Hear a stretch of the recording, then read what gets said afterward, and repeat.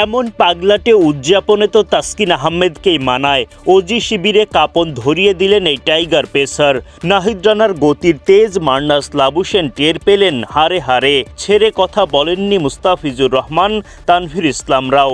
0 রানে 3 উইকেট হারানোর পর প্রতিরোধের চেষ্টা করলেও অজিদের নিজেদের নাগালের মধ্যেই রাখেন টাইগার পেসাররা।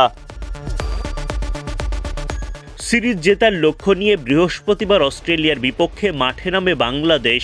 আগে বল করতে নেমে চমক দেখাতে শুরু করেন তাসকিন আহমেদ, মুস্তাফিজুর রহমানরা। ইনিংসের প্রথম ওভারেই তাসকিনের আঘাত। ওজি ওপেনার ম্যাথিউ শর্টকে বোল্ড করেন তিনি। 4 বল খেলে 0 রানে ফিরে যান শর্ট। দলীয় রানের খাতা খোলার আগে প্রথম উইকেট হারায় অস্ট্রেলিয়া। এখানেই শেষ না। দ্বিতীয় ওভারে বল হাতে মুস্তাফিজুর রহমানের জোড়া শিকার। কুপার কনলিকে সাজঘরে পাঠান ওভারের প্রথম বলেই। লিটন দাসের গ্লাভসে ক্যাচ দিয়ে এই ব্যাটার ফেরেন 0 হাতে।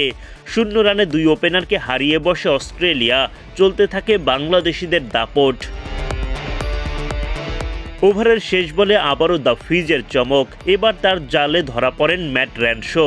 তিনিও ক্যাচ দেন লিটন দাসের গ্লাভসে। 5 বল খেলা র্যানশো রানের খাতা খুলতে পারেননি। অজিদের দলীয় রানের ভান্ডার তখনও ফাঁকা। ইতিহাসে প্রথমবার অস্ট্রেলিয়া 0 রানে প্রথম 3 উইকেট হারালো। প্রথমবারের মতো একই ইনিংসে তাদের টপ 5 ব্যাটারের মধ্যে 3 জন ডাকের শিকার হন। এরপর রানের খাতা খুলে ধীর গতিতে এগিয়ে যেতে থাকে অস্ট্রেলিয়া, কিন্তু সেখানেও তাদেরকে স্বস্তি পেতে দেননি মুস্তাফিজুর রহমান। 8ম ওভারে বল হাতে এসে অ্যালেক্স ক্যারির উইকেট তুলে নেন দ্য ফিজ। সংগ্রাম চালিয়েও 13 রানের বেশি করতে পারেননি ক্যারি। মাত্র 25 রানের মধ্যে 4 উইকেট হারিয়ে বসে অস্ট্রেলিয়া। অস্ট্রেলিয়া অধিনায়ক জশ ইংলিশের বিদায় ঘণ্টা বাজান তানভীর ইসলাম। ক্যামেরুন গ্রিনকেও ফেরান এই স্পিনার। এরপর মার্নাস লাবুশেন ও ব্রাটলেট জুটি গড়ে প্রতিরোধ করেন। ব্রাটলেটকে ফিরিয়ে তাসকিন সেই জুটি ভাঙেন। পরপর 2 বলে 2 উইকেট তুলে হ্যাট্রিকের সুযোগ তৈরি করেন। হ্যাট্রিক পূরণ না হলেও বাংলাদেশকে রাখেন সঠিক পথে।